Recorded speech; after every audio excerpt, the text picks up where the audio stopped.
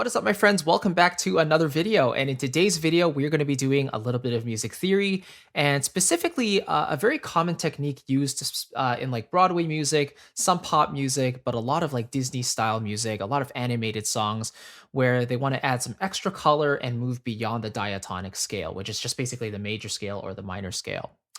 And this technique is called the secondary dominant.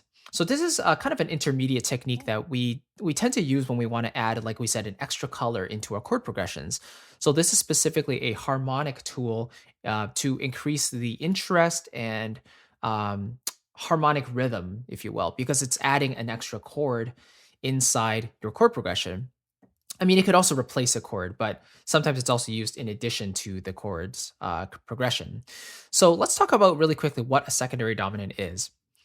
Just to cover the bases really quickly, the dominant, the word dominant in music theory means the fifth note of the scale. So if we say in the key of C major, if we want to play the dominant chord, then we know we have to find the fifth note in C, which would be. So we would land on G, okay? And that means the dominant chord in C major is G major. Okay. Now, if we want to apply the dominant seventh, if we want to apply the seventh to this chord, we go another third above that, and we add in the F above, which makes it a G7 or a G dominant 7. And this makes a really nice pull back to the one chord because of the way the notes want to resolve. So basically, the way it works is that when you have this 5/7 chord, the pull back to the tonic chord or the one chord is very strong, and the reason is due to the resolutions that each of the notes wants to go to. So for example, if we look at the G chord and the C chord, we'll notice that they both have one note in common, and that's the G note. Okay. So that means if we go from the 5 chord to the 1 chord, we're probably going to keep the G where it is. We're going to try to keep as smooth of a voice leading as possible. So in this case, the G stays on G, the B resolves up to C because C is one of the stable chord tones, the stable chord tones being the 1, 3, and 5 of a scale. The D resolves down to C or up to E, but the F on the top wants to resolve down a half step to the E as well.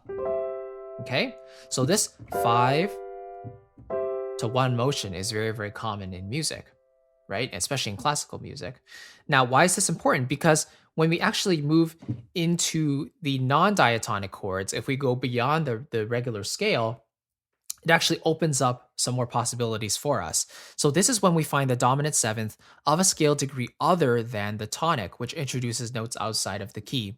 What does that mean? Well, let's say we're in the key of C again, but let's say I want to find the dominant seventh of the D minor chord, for example, because a D chord is the 2 chord in the C major, right? So if I find the 5 chord of D, we get 1, 2, 3, 4, 5, and that lands on A. So that means if I find the dominant seventh of D minor or D major, we actually get an A7, an A dominant 7.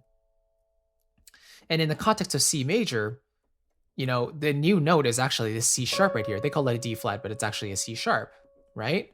So when we hear that chord in the context of C major, it sounds a little bit weird because C major has no sharps and flats in it, right? So we hear this and we expect it to resolve back to the D minor chord. And then you can do something like 5 to 1 again in C major. But the purpose of this secondary dominant is to introduce 1 or 2 kind of new notes that don't belong in the current key and add some additional color. So it's really, really cool. And some of my favorite ways to employ the secondary dominant specifically is to find the 5 of the 5 chord. So if I'm in C major, I know the 5 chord is G major because 1, 2, 3, 4, 5.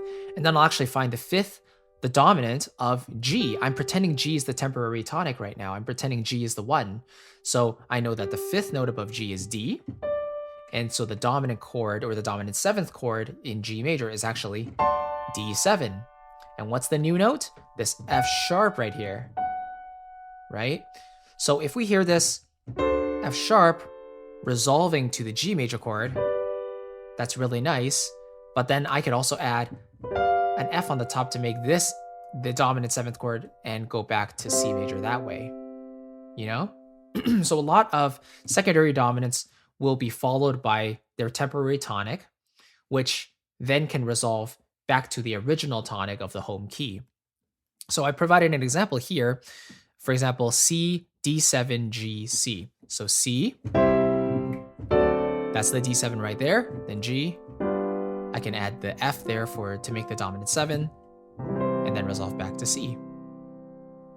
Okay, let me show you a practical example here in my song Empty Holes that I just released recently. And I'll just play the chorus. I'll play the first few, first little bit of it, and you'll hear the secondary dominant. Okay, here we go. I hope the empty holes within your heart are filled with the light of 100 smiles. Okay, so could you notice where it was? Did you hear where it could have been? Let me play it one more time. Within your heart are filled with the light of 100 smiles. If you said the second to last chord, you'd be correct. So let me quickly play that progression for you. It basically goes, I'm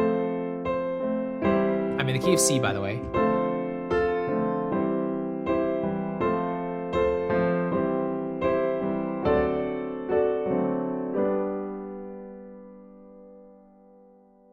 Right.